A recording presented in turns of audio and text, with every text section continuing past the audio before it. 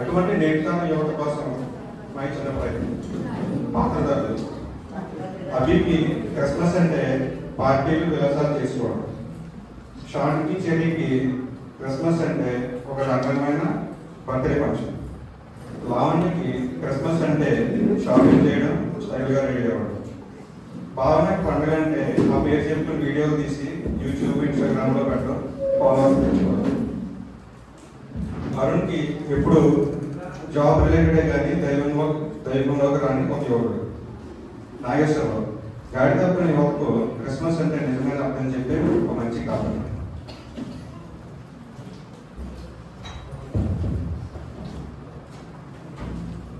Hi friends, ఎలా ఉన్నారండి?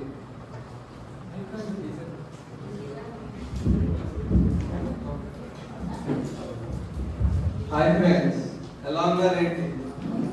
ఈసారి క్రిస్మస్ పార్టీ ఎలా చేసుకున్నాం? అందరూ మీ అభిప్రాయం చెప్పండి.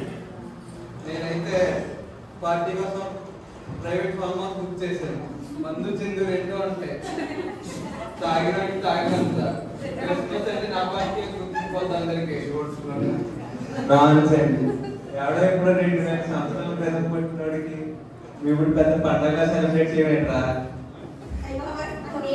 క్రిస్మస్ కి 1 లక్ష పెట్టి డిజైనర్ డ్రెస్ బట్టలు కొనుక్కున్నా.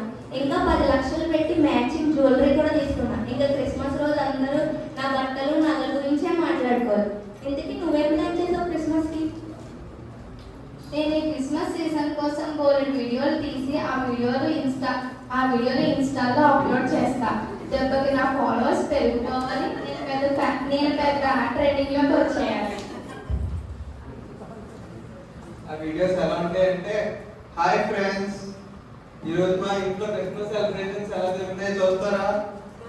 ఇంకో వీడియోలో మా పక్కింటి పిండి వంటలు ఏం చేస్తుందో తెలుసా? ఇంకొక వీడియోలో మా ఎదురింటి అంకుల్ వాళ్ళ ఆవిడ కోసం తెచ్చిన చీరలు ఖరీదు ఎంతో తెలిస్తే మీరు షాక్ అయిపోతారు. ఇలా ఉంటాయి ఆ వీడియోస్. మరి అలా చేస్తేనే కదా ఫాలోవర్స్ పెరుగుతారు, వ్యూస్ ఎక్కువ వస్తాయి.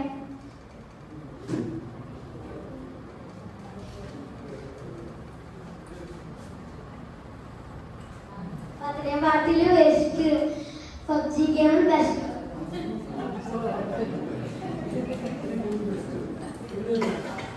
ఈ క్రిస్మస్ అది నా వల్ల కాదు. ఆఫీస్లో చాలా వర్క్ ఉంది, నాకు చాలా డెడ్లైన్స్ ఉంది. ఇందులో నేను ఇన్వాల్వ్ చేయండి ప్లీజ్. నేను వర్క్ చేసుకో. సరే కానీ నైట్ డీజే ప్లాన్ చేశాను. 2 గంటల వరకు ఉంటుంది. అది వేరే లెవెల్లో ఉంటుంది. ఎవరో పుట్టినరోజుకి నువ్వు డీజేలు పెట్టి తాగడం ఏంటి? క్రిస్మస్ అంటేనే సెలబ్రేషన్. డీజే పెట్టి తాగుతాం, మూగుతాం. ఈ క్రిస్మస్ సీజన్ మీద నేను బోలెడు వీడియోలు, ఫోటోలు తీసి అప్లోడ్ చేసుకుంటా. దెబ్బకి నా ఫాలోవర్స్ పెరిగిపోవాలంటే. ఇదంతా పక్క నుంచి గమనిస్తున్న మంచి కాపరి వారి ఎందుకు వస్తుంది. హాయ్ పిల్లలు, హ్యాపీ క్రిస్మస్. Merry Christmas. నా పేరు ప్రసాద్, నేను పాస్టర్ని. నేను మీతో పాటు కూర్చోవచ్చా?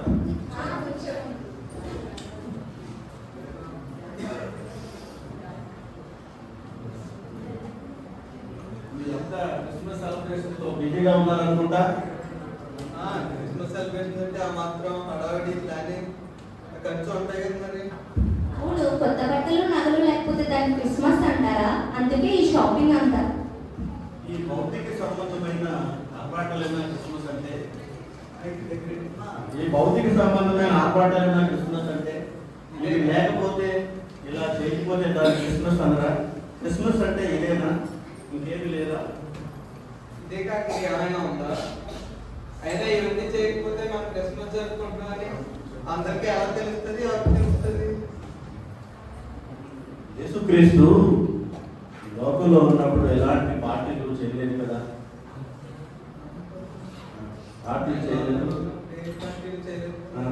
ఫాలోవర్స్ పెంచుకోవడానికి, తను చేసినటువంటి కార్యాల ద్వారా ఫాలోవర్స్ పెంచుకోవడానికి, తర్వాత భౌతిక సంబంధమైనటువంటి విషయాల మీద, అది నగలు బట్టలు వీటి మీద ఏమీ ఆయన ధరించుకోలేదు కదా. ఖరీదైన బట్టలు నగలు ధరించుకోలేదు కదా ఆయన. అవును కదా, ఆయన చేసిన అద్భుత కార్యాలు పాపులారిటీ కోసం ఫాలోవర్స్ ని పెంచుకోవడం చేయలేదు కదా. ఎందుకు మరి నిజమైన క్రిస్మస్ అంటే నిజమైన క్రిస్మస్ అంటే బాహ్య సంబంధమైనది కాదమ్మా. క్రిస్మస్ అంటే ఆత్మీయ సంబంధమైనది.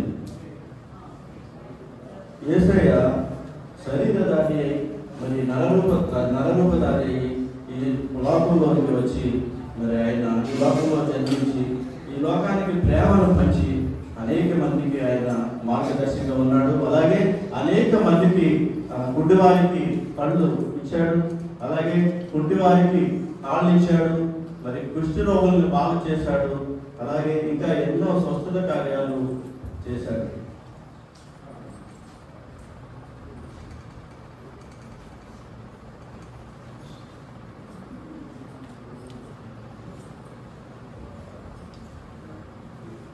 అంతేకాకుండా ఆయన శత్రువులను కూడా ప్రేమించాడు, లేని వారికి సహాయం చేశాడు, ఆ విధంగా ప్రేమను పంచాడు. మీరు ఒకరినొకరు ప్రేమింపవలనని మీకు కొత్త ఆజ్ఞ ఇచ్చుచున్నాడు. నేను మిమ్మల్ని ప్రేమించినట్టే వీరిని ఒకరినొకరు ప్రేమింపవాలి. యోహాను సువార్త 11:31. క్రిస్మస్ అంటే పార్టీస్, కొత్త బట్టలు, వీడియోస్ కాదు. నిజమైన క్రిస్మస్ అంటే ప్రేమించడం, ప్రేమనివ్వడం. ఇది నేటి తరం గ్రహిస్తే క్రిస్మస్ సెలబ్రేషన్స్ సరైన అర్థం ఇచ్చిన వారు అంటారు.